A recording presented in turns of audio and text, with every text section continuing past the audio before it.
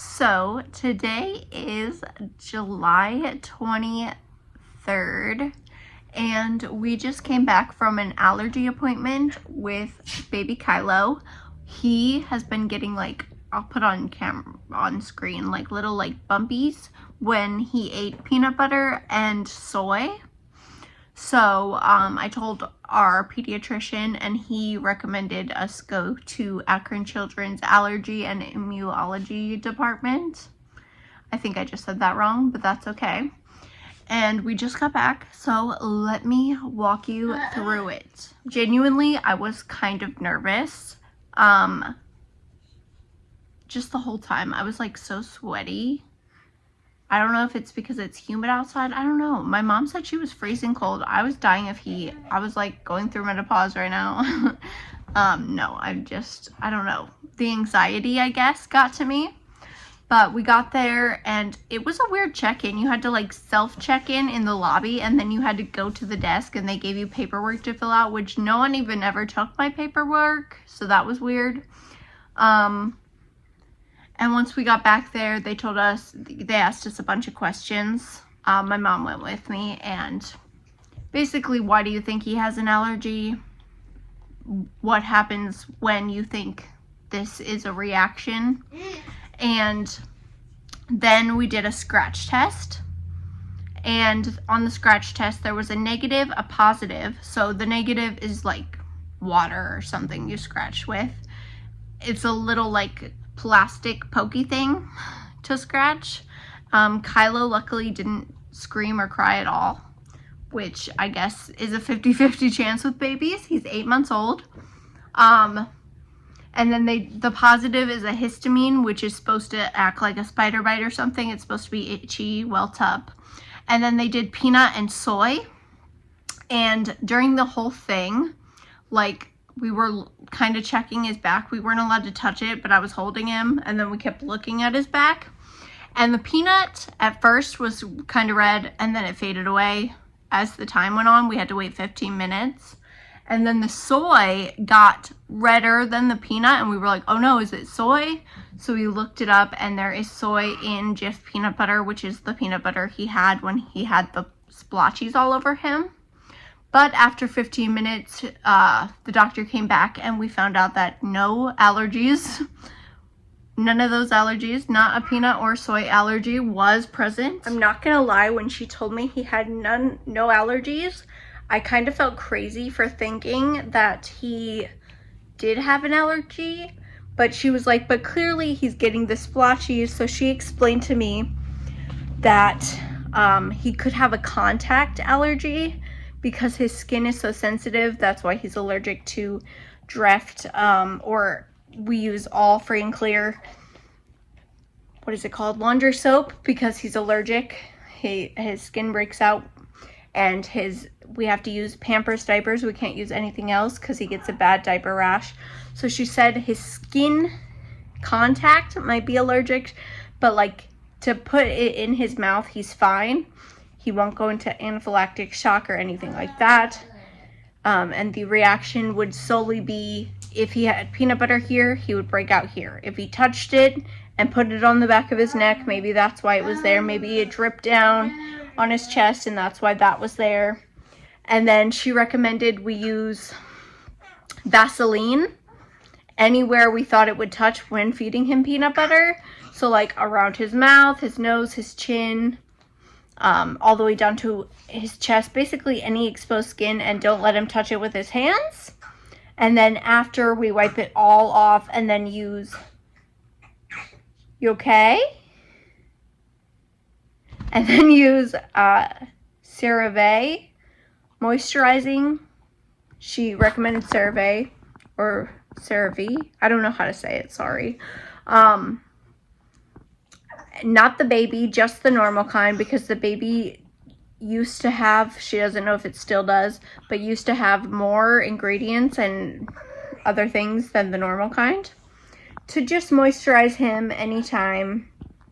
And also, if he was wet, swimming wise, he might get a rash because his skin is so sensitive. Basically, keep his skin moisturized and dry. So she said, like, if he was crawling around in the grass, he might have a little patch, I guess, and to just, wipe him down immediately after and then get him moisturized and he would be fine. So I'm really glad it's not peanut allergy, because we made peanut butter cookies last week, and we obviously were very cautious because we thought he was allergic, so we made sure we sprayed down the counters and anything that touched the peanut butter cookies, and we had to wash our hands, and like I wiped off my mouth anytime I came near him.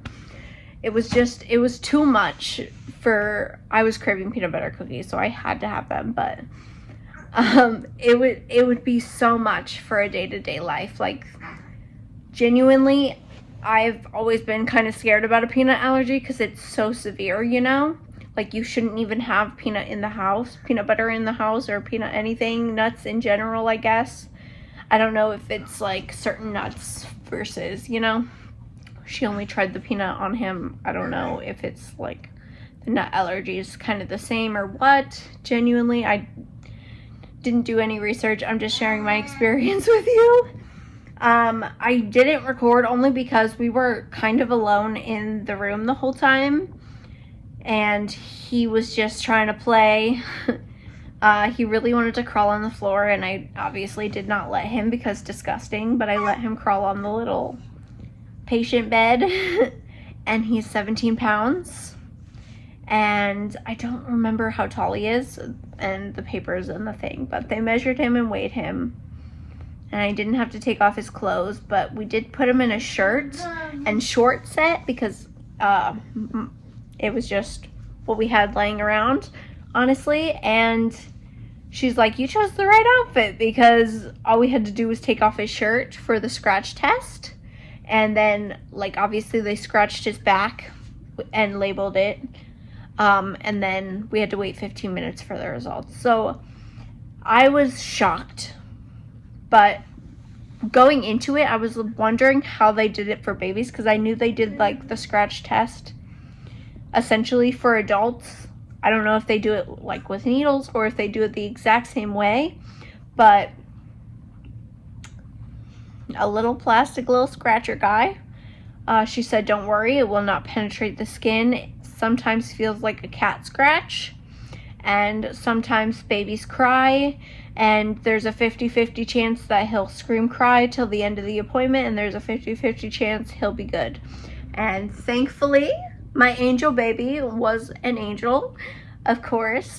He did try to yank the stethoscope from her ears when she was checking his, I'm telling on you, when she was checking his breathing and stuff. He is a little congested right now, so I didn't know if that would concern her.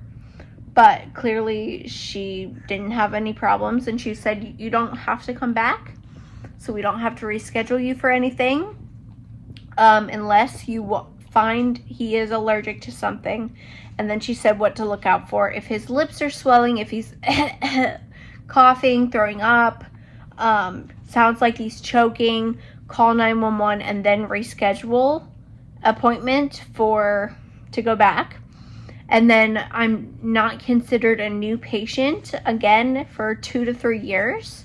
She couldn't remember, so I'm going to go with 2. So if an allergy pops up by the time he's 2 and 8 months, I don't have to worry about getting in as a new patient. They already will have my records, so that's nice. So definitely was stressed like the whole time, genuinely covered in sweat.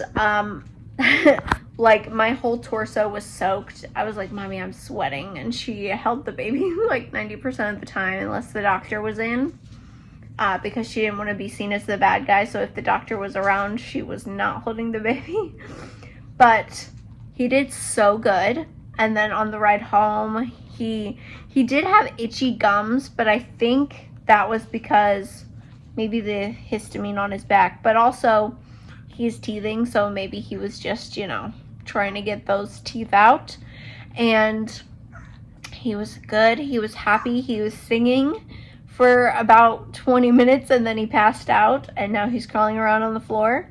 So thank you guys so much for watching. I'm so sorry. I gotta get back into vlogging. I used to vlog all the time, but I need to get back into it to share better than just me talking at you. I'm gonna work on it.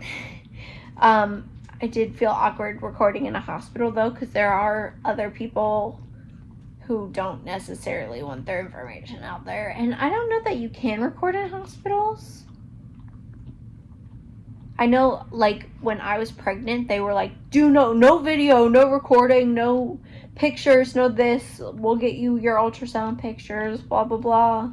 So, I don't know if that's a rule or what, or if that hospital just didn't want anyone to know anything, but yeah.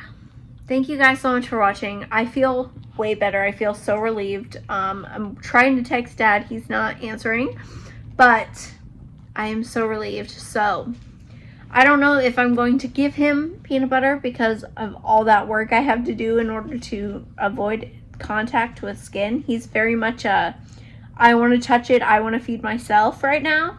And even if I'm feeding him oatmeal, he shoves his fist in his mouth and gets it everywhere. So it might be more hassle than it's worth, but we don't have to avoid it, and that's really the main thing that I am relieved about. So thanks for watching.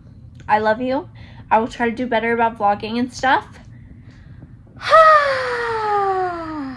So like a sigh of relief. I'll see you next time with a new video. Bye. Also, I have a main channel where I post like 3 times a week currently as I'm recording this, so definitely check that out. It'll be down below as well. Bye.